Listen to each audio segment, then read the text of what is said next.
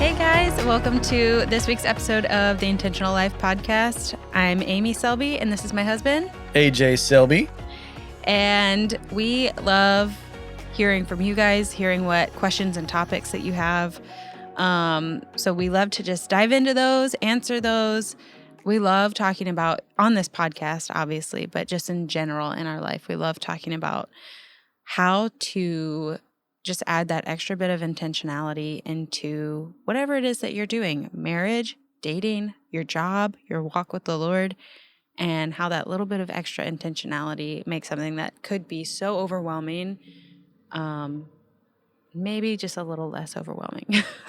Yeah. So, absolutely. You want to jump into our question today? Sure. You want to read it I just for us? realized I forgot I had the question this time. The question that we have today just states the importance of a single season and contentment.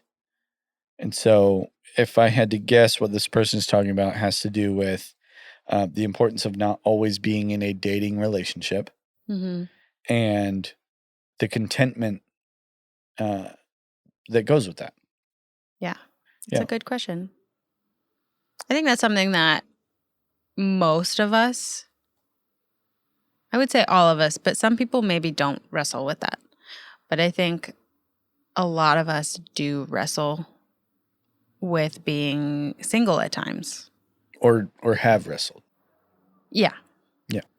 I know I definitely had seasons of wrestling through that. And you and I have very different experiences when it comes to relationships and like dating relationships, romantic relationships. So we can talk about that a little bit because I'm sure that's pertinent to this conversation. But I think especially in culture, at least here in the U.S., culture pulls you in so many different directions, which is so confusing. I feel like on one hand, it's like you need romance. You need like somebody in your life to complete you. And on the other hand, it's like you don't need anybody to complete you. You don't need forget having relationships or just date to have fun and, don't look for anything serious. Do whatever you want. Like, I feel like there's just so many different messages pulling at us in culture. And especially depending on what part of the United States you're in depends on even more of like what cultural pull you are in. Like for us, we're in the Bible Belt. I grew up in the Bible Belt. I grew up in a Christian home, grew up going to church. So I grew up in that world. So very much Bible Belt upbringing, which I'm thankful for. But there is very much a mindset in general of you definitely should get married. Which there's nothing wrong with wanting to get married, obviously. Yeah. But when you're in a culture that is, hitting the mic. When you're in a culture that's like, it's almost shameful if you're not married past a certain age. And I feel like I could be wrong, but I feel like maybe more as a woman, it's like almost feels a little more shameful if you're not married yet. They're like, that tugs at people too. Like, well, cultural standard says, social standard says, I should be married by now and wanting to have, a husband and kids and all of this by a certain age and by a certain time. And that could be really hard to try and navigate and figure out as a young person, just literally trying to figure out life. Yeah. And feeling like I need this because I feel like I want it and I feel like I need it and culture's telling me I need it and my church is telling me I need it and everybody's telling me I'm supposed to have this figured out by this point and I'm supposed to have met somebody and all the things. And that can be really stressful. And it can be hard to be content being single if you're in an environment like that. And I'm not saying everybody who's in the Bible Belt treats you that way or not everybody feels that. I'm just saying culturally it can be that way. I can't really speak as much for other parts of the country because I haven't really lived in other parts of the country. But you have. Sometimes you have to work at contentment. At least I guess I should just speak for myself. I had to work at contentment in certain seasons and pockets of my life. Yeah. Being content, being single and knowing there was purpose in that, and it was okay. There's nothing wrong with me. I mean, anyway, I'm not going to get into that. I was going to go off on a tangent, but it's like sometimes something is wrong with you, but I won't say, no, that's not what I'm talking about today. Right. But yeah, anyway. Yeah. I mean, and just to touch on some of what you were talking about there briefly is that to a degree, contentment, regardless of it, if it has to do with relationships or if it has to do with just life in general, whether it's just the season that you're in, contentment is a choice. And, I've had to walk through that in whether it was a single season or just in a season of not wanting to be in the freaking condo that we were living in for, another 6 months, where it's like, I want a different place. And having to shift and go, Lord, help remind me to maintain a heart of contentment and gratefulness for what I have been provided with. And I think so oftentimes the enemy of contentment is comparison. Yeah. Where people are looking at what they're missing out on rather than what it is that they are gaining or what they do have in the season that they're in. Because someone could be walking through a single season where they're single and they really want to be in a relationship, whether it's dating or if they want to be married and that kind of stuff, where what they are gaining at that point in time, whether it has to do with the other relationships around them, whether it has to do with their professional life, whether it has to do with just what they're learning personally, there's so much that can be gained in that season to be grateful for that they wouldn't have if they were in the relationship that they wanted. Because, like, if you think about it, what are the things that a single person has that a married person doesn't? There are other obligations.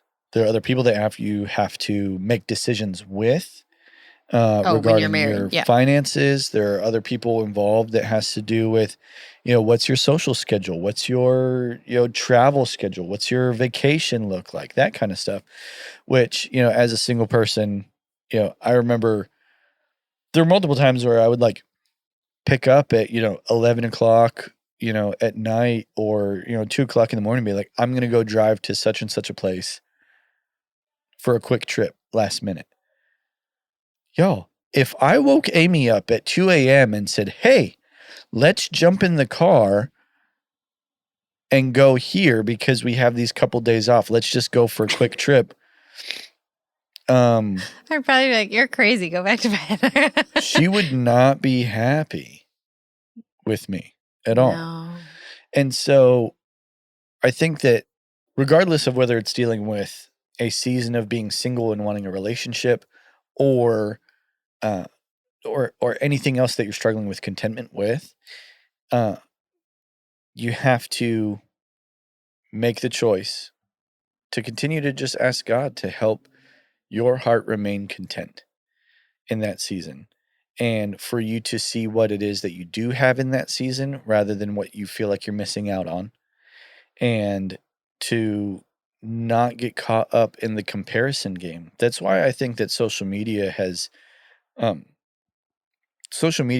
can be great for connectivity and also just has such a negative impact on contentment because of the need, people seeing all the time what other people are doing. And they feel like they have FOMO. They're just missing out on everything else. Yeah. And comparison isn't necessarily always bad. And hear me out on this, is that if you are single and you want to be married, then spending time with other married people, and the caveat I'll put to this, there's nothing wrong with spending time with newlyweds, but don't look to newlyweds for your marriage advice. Because they're figuring it out. That's like asking somebody that just bought a surfboard how to surf. Because they don't know. They might say, yeah, I'm supposed to paddle out and I'm supposed to go to that wave and I have to do this and then I have to stand up and that's how you ride the wave. You don't go to a novice surfboarder to learn how to surfboard. You find someone that's been in it for 5, 10, 15, 20 years to help you learn how to navigate and learn how to do this new skill. And so if you're a single person that wants to be married, I've heard some people say, then you need to spend all your time around married people. No, please don't do that. Because then you're not spending time with single folks that are also looking to be married. That's true. But it is important to be in, like if you're in a small group at your church, don't be at a small group that's all just young single people. Because no one knows what the heck they're doing. But if you're in a small group that is a mixed group of people where you have some people that are married, some people that have young kids, some people that have kids that are out of college, that where there's a variety, and you can begin to look to these other people that have been married for years and have the knowledge and have had the experiences, you can begin to look at their marriage and say, these are the qualities of a marriage that I want. Mm-hmm. Well, and even just paying attention to qualities you don't want. That too. You know, in a relationship or in, you know, the person that you marry. Like, pay attention to that too. And not in a I'm being picky kind of way, but in a wise, thoughtful way. So if you're in a season of singleness and you're trying to figure out, how do I navigate this? I want to be in a relationship, all of these other things. It is important to maintain the focus on what it is that you're currently gaining in this season, as well as I think that it's also a time of setting. This is going to sound weird. Some people might think I'm whack. Some people might say I'm being harsh. But there's also an importance in setting a realistic expectation of what your next healthy relationship looks like. Because you and I have had this conversation where I did not check every box on her list at all. Well, I mean, probably vice versa too. Yeah. I mean, Yeah. Well, granted, here's the difference between guys and girls. We probably have more boxes. I didn't really have a list. Yeah, well, that makes sense. All I knew was that I wanted somebody that loved the Lord and was willing to walk with me on this crazy journey of life and follow the Lord in that. Women typically have more of a list than the guys do. Yeah, that's not wrong. And guys, there's nothing wrong with having some kind of list. But most of the guys I've talked to have pretty shallow lists. A lot of it is physical. Get over it, because guess what?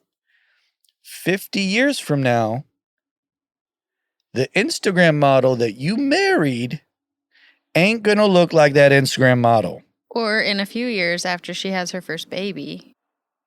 Everything going to change. Everything going to change. Yeah. What matters is the character and the integrity and the personality of the person that you marry. Right. My mom always says, marry funny because it lasts longer than looks. I married funny. And we make each other laugh all the time. Yeah. Even if nobody knows what we're laughing about. And so with that is, if you're single and you're in a single season, make friends with people. It's okay to go on dates with multiple people. Hot take. Some people will strongly disagree. No, if you're going to go on dates with people, it should be one person at a time. Y'all. Well, it's like a getting to know you. Like, let's hang out. Let's get to know each other a little bit. It's Right. not a romantic thing. It's like, you're hanging out. You're getting to know each other. I've told this to guys and girls alike. If you are going out on dates with 5 people at one time, Let me finish. Sorry. Yeah, I had a thought, and anyway, continue. If you're going out on dates with 5 people at one time, there's nothing wrong with that unless you're being promiscuous or you're leading people on. Yeah. They all think they're the only person you're seeing. Right. If you're in a situation where you're just getting to know people, there's nothing wrong with going to grab a meal or grab dinner, or which is a meal, or a coffee or a drink or whatever. There's nothing wrong with that if you're just getting to know somebody one-on-one. Yeah. Now, we have said before, be cautious on what is it that you're sharing? How intimate are the things that you're sharing? Yeah. Because you're getting to know each other. You're like trying to see if you'd even be good friends. You're not trying to like pour out your traumas and all your hurts and all the things that the Lord has told you and all the deep, intimate. Yes. No. Save it. Save it for later. Yeah. Way later. Yeah. But if you're a guy doing this or if you're a girl doing this, A, I think it's okay. B, be open about it. Like, you'd be like, I'm seeing other people. I'm not dating anyone. I have gone on dates with some I'm not in a relationship with anyone. Right. We're hanging out. But as soon as there is one of those people that catches your fancy and you say, I want to be more intentional with this person. I want to spend a lot more time with this person because I really like them. Then it's time to cut off the rest. Mm-hmm. There's no more going on dates with those people. It might be okay if they're still like in the same friend group. Right. That's fine. Just like the one-on-one Went on a stuff. couple dates. Not a big deal. But as soon as there's somebody, honor every other person that you've been talking to and say, hey, I've started seeing this person. We're getting kind of serious. We actually started dating. Mm-hmm. And we're going to go from there. So I can't see you one-on-one anymore. But we can still hang out. Like, there's nothing weird. We went on a couple dates. It didn't jive. That's okay. Yeah. I mean, and if somebody feels uncomfortable with the hanging out one-on-one, like, then just hang out with friends. Yeah. Like, you don't have to hang out one-on-one. We're just saying, like, it's okay. Like, keep it in public places. Again, you're not trying to lead anybody on. You're not trying to get romantic every time you hang out with somebody. I think so long as you're walking that, you're walking with integrity, with intentionality of how you're figuring that out. In a single season, it's okay for you to go on dates as you're trying to figure out if there's someone that there is a potential relationship with. But just be intentional about the people, the friendships that you're building in general.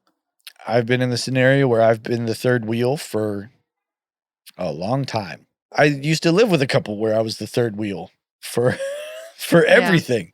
The three of us went everywhere together. And that was fine. I dated some women in that time period, and it didn't. None of those worked, and that's okay. Because I got you, babe. Yes, you did. And now there's some of our closest, dearest friends. Yeah. And not the people you dated, the people you lived with. Correct. Good clarification. And so, just with that is, just be intentional about the friendships that you're having. Don't continually pursue a romantic dating relationship and neglect true, genuine friendship. Yeah. And I think something I'll add is, I know for me and friends and other women that I've talked to, this has been a thing for them too, but I know in my own life, one of the things that would rob contentment from me, and I guess part of this is comparison, but I guess it leans into that a little bit. But something that would rob contentment from me when I was single was, it almost feels like sometimes as a woman, I don't know if guys do this too or not, but as a woman, especially again, like I said, with feeling like, I wanted I wanted to be married. All I really wanted growing up was to be a wife and mom. I didn't have career goals. It's not that I had jobs, but I didn't have a career in mind. I wanted to be a stay-at-home mom. Right. And I wanted to be married. I wanted to raise kids. And so it was a really strong desire for me. And so, I mean, I had guy friends and everything, but and I wasn't always like looking at them, but it's hard to like want something that bad and not constantly have your head on a swivel every time a guy goes by and be like, ooh, what about him? Oh, what about him? And like, you have to guard yourself against that. Right. Because that can be a natural tendency. And there's nothing wrong with like, I'm trying to figure out how to say this. Like you were talking about, like, there's nothing wrong with going on dates to get to know somebody. It'd be like, could this potentially be something? Like, that's okay. But when it's constant in your mind, like your head's on a swivel. What about this person? What about that person? What about literally every person that walks by? Are they a potential spouse for me? Like, that robs contentment like nothing else. Yeah. Like that, when it comes to robbing that contentment in a single place, like being single, because it's constantly wondering back here. I mean, sometimes very front of mind, but most of the time it's just back here. Like most of the time, like I would reflect back and be like, oh my gosh, I didn't even realize I was doing that. Because I did try to guard my heart and my mind from constantly doing that. But there were times I would catch myself in it, or I'd look back and be like, oh my gosh, I can't believe I was doing that. What in the world? And I would realize it would throw me into a place of like, oh, man, why am I not married yet? Why am I not in a relationship yet? Man, I just want like this. Lord, why can't it be my timing yet? Like blah, blah, blah, all this stuff. And I had to really work on that balance of guarding that space for me, because there were times I didn't do it very well and it consumed my mind, and other times I did it overly well, where it was harmful to me in the sense that I became like cold to guys. Like I was warm and open with the ladies in my life, but guys, I was almost like cold, and I didn't even know it until a mentor of mine told me about that. A guy was like, is she like nice? Because it wasn't that I was being mean, but they were like, she like doesn't pay us any attention. I was like, I'm so sorry. I didn't know. I was like trying not to like go there, you know? And so I had to learn the balance of not going too far in either direction, and like just Amy, just be Amy. Just be your friendly self. Yeah. Love on people, but just be mindful of where the boundaries are, the healthy, good boundaries for yourself and for other people. That when I would start catching myself, I had to like, and I wasn't always great at it, but I had to train myself, and I had like mentors helping me with this, to like train myself to not go there and to keep it in a safe place in my own mind and heart, to where I wasn't leading myself on. I'm not even leading somebody else on. I'm literally like, don't build up something in your mind about somebody you saw for 10 seconds. You know, women have a tendency to do that. We do. Okay, if we're honest with ourselves, ladies, we do that sometimes. We like see a whole future with somebody we only saw for 10 seconds and we're never going to see them again. Like, we do that. And not every girl, but it happens.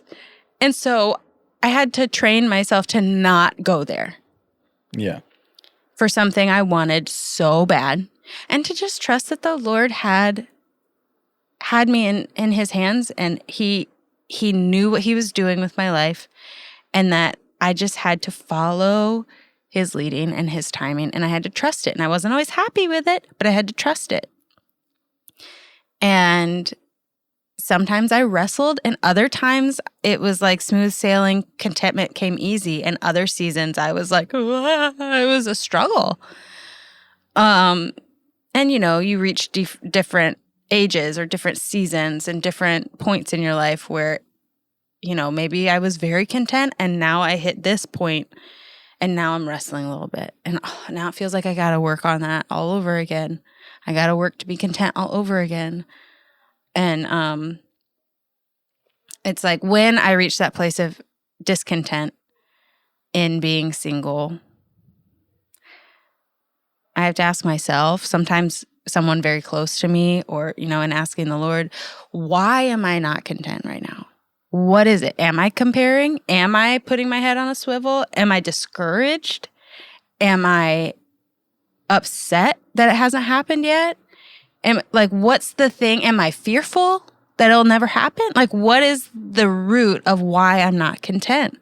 And deal with that. And sometimes it's a real simple fix. And sometimes it's, I really got to do some digging in my heart and mind to uproot this thing and work on that. And then, okay, now I'm back in the flow of contentment again. Yeah, I think you were never necessarily cold to me, but you were very cool hand Luke when I even got to the point. I don't know what that means. It means you played your cards super chill. Y'all, he's always using phrases and lingo that it goes over my head. I never know what any of them mean. Okay. What does bussin' mean? I don't know. We literally just saw it on No Demo Reno yesterday. I still don't remember. It means it's like fire. It's great. Fire. Anyways. I know what that one means. You played it very cool hand Luke, even when I got to the point of when I asked you out, because I had no idea if you liked me. I just thought you were nice to everyone. Well, at least you thought I was just nice to everybody and not like, is she nice? Like that one guy said to my mentor. Oh my gosh. So, I mean, there's that. And then, I mean, sometimes we have to figure out is our desire for relationship or anything else becoming an idol? Yeah. Because I won't necessarily say that marriage had become an idol for me, but it wasn't until like I had wanted to be married again so badly because I wanted a family. I wanted to be married. I wanted to be in a relationship with somebody, that there were things that the Lord had to deal with in my heart, that it wasn't until I said, you know what? I'm completely giving this to you. Mm-hmm. And when the time comes, the time will come. But I'm not looking for anybody. I'm not seeking this out. It's me and you, God. This is yours. Mm. And when the time is right, I know you'll bring it. Yeah. It wasn't until that point that there was a release from the comparison and the worry that I would ever be married again. And then it wasn't long after that all of a sudden Miss Pretty Amy shows up. And I've been hanging out with her for a few months before that. And all of a sudden I'm like, she cute. And like I hadn't had Jesus any of those Jesus was like, okay, before. You're ready for her now. Yeah. And so, yeah, it's just making sure that the desires that you have are lining up in the right place, that you're not caught up in idolization or comparison. Yeah. I think what you're saying, like one of my favorite visuals for me is like the open hands. It's like, Lord, I want this. Yeah. And sometimes he promises it to us. And there are times that he doesn't promise it, but he still takes our desires into account, you know. But it's like, Lord, I desire this, or you promise this to me, but I'm not going to hold it clenched, white knuckle fist it. Like, I'm going to leave it open-handed. If you give it, you're also able to take it away. And I'm going to trust you no matter what you choose to do with it.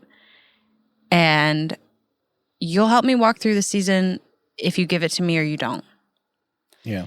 And that's really hard, especially when it's something you want so bad, like a marriage, which is, I mean, that's specifically what we're talking about is relationships and marriage and all that and single. But that's one of the hardest things to be like, Lord, if you want to take it away, if you want to take this desire from me, I trust you.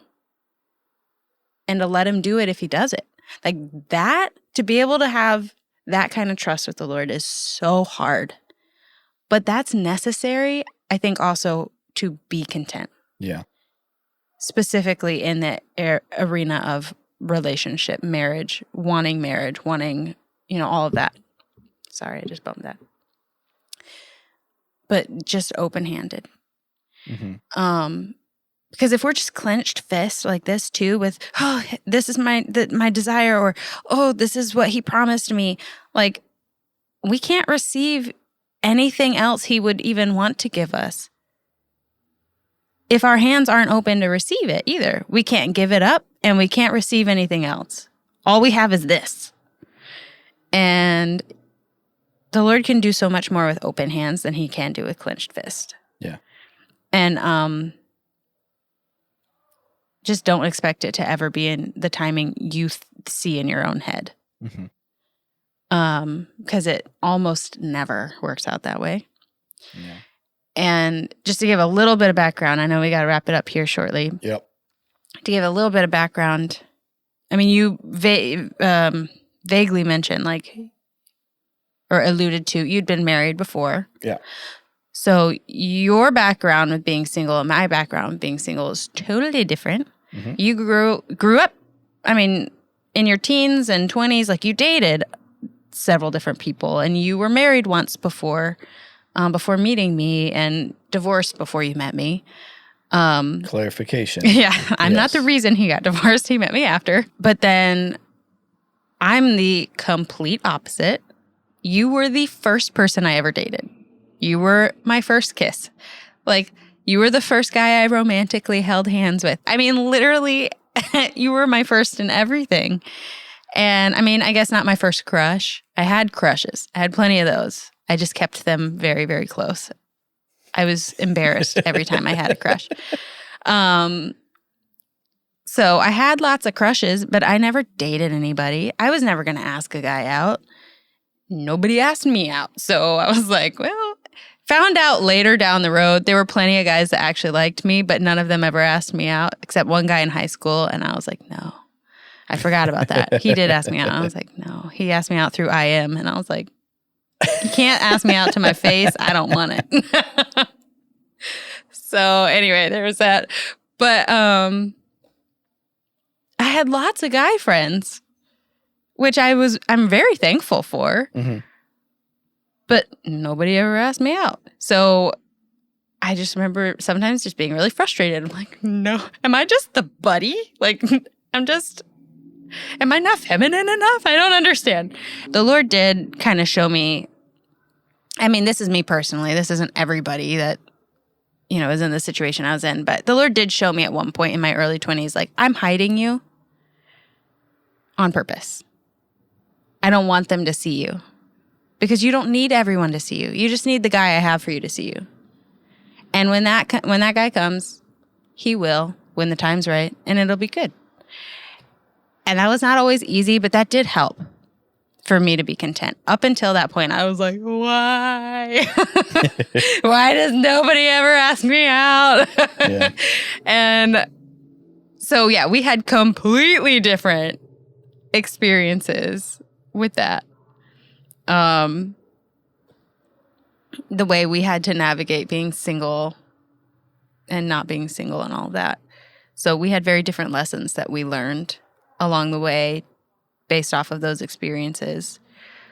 But man, like, I wanted to be married in my early 20s. Like, I wanted it so bad. But looking back, I'm like, woo, Jesus, thank you. I got married in my mid-20s, which is still very early.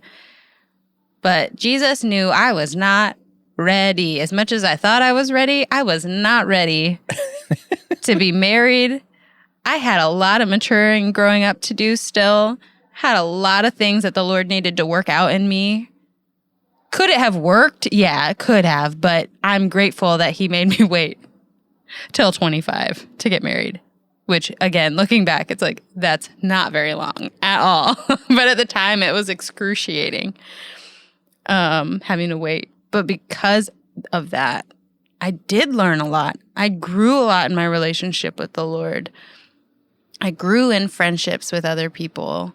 I mean, and then you came along and it was great. The end. Ta-da! Awesome. Well, thanks so much for sharing. You too, babe. We'll finish it out Hope with we our answered the question. We went on a few rabbit trails there, but I think so. I hope it was an encouragement. So let us know. Be sure to put in the comments or send us a DM or comment on our socials if this was beneficial. I hope it was. All right. That's a strange question. You don't have to answer it. Which of my insecurities drives you crazy? Which of your insecurities drives me crazy? This is the only thing about doing this on the podcast that I don't like, is that sometimes I'm like, I don't know. I need to think about this for a minute. I don't know how to answer this. Because honestly, my first instinct or my first reaction is like, you don't have any insecurities. You do. But they don't immediately come to mind because you're a much more confident person than I am. So I guess for me, it would be, and the word isn't coming to mind, but in a nutshell, in general, you're a very confident, very competent person. You lead well, you have high productivity, like you get stuff done, and you know that. But there are times when you're in the middle of all of that, and it's like you come home and all of a sudden you're just like, I don't know if I'm doing enough. I don't know if am I doing this well? Am I doing this right? Like, which, we all have those questions sometimes, but for you, it's like, it's pretty much always when, yes, you are doing it well. You are doing it right. You're leading well. You're getting stuff done like a boss. Like you're, you're in a good spot. And I think it's when you start to get worn down, like you're starting to get tired, is when you start to get insecure about, am I doing these things well? Are people actually taking into account what I'm doing? Do people actually take me seriously? Yeah. And I'm like, people always hear what you have to say. People always take you seriously. People always are like, dang, AJ knocks it out of the park. Like, that's the kind of thing people always say about you. People never say about you. I know people say never say always or never. But seriously, I've never heard a single person say, wow, AJ really dropped that ball. Never. But in your mind, you're constantly dropping balls. And that's the thing I think I see in you that I'm like, that you're insecure about, that I'm like, but you literally never do. They're always up in the air. Or you're always like shooting. I don't know. I don't know what you're doing with all these like balls that you got going on, juggling them or whatever, but you never drop them. And that's not true. Okay, I guess I shouldn't say never. We all do sometimes, but not to the extent that in your mind you when you actually let yourself have that conversation and be vulnerable in that place. That's the insecurity that I see, that I guess in a way, it doesn't like drive, like I don't get mad at you, but I'm like, dude, you are literally the most productive, the most confident, most competent person I think I've literally ever met. You ain't dropping the balls. You're good. So anyway, yeah. Thank you so much. That's very nice. I love you. I appreciate that. For me, for you, I think the insecurity that drives me the most crazy is that you don't feel competent, and that, in preparation for stuff like this with the podcast, or if it's meeting with a couple, or just talking through and giving advice to anybody, you're like, I don't know if I have the right words to say. What am I going to do? I'm like, girl, wisdom falls out of your mouth like crazy. It's, and it comes from how you grew up and what was instilled in you and your relationship with the Lord. And it's like, girl, Holy Spirit is tight. And we know that you rely on Holy Spirit so much, and that you're not found wanting or lacking or saying anything strange or dumb that's going to lead somebody wrong. You have the words, you have the wisdom, you just psych yourself out about it. Yeah. And I'm like, just start talking. You'll be fine. But Well, thanks. yeah. Well, thank you all so much for joining us on today's episode. You got anything else to add? No. All right. Well, that's another episode in the books. Be sure if you have a question, fill it out at the Google form. Hit us up on our social media. You can find us. And until next time, I'm AJ Selby. I'm Amy Selby. And this is the Intentional Life Podcast.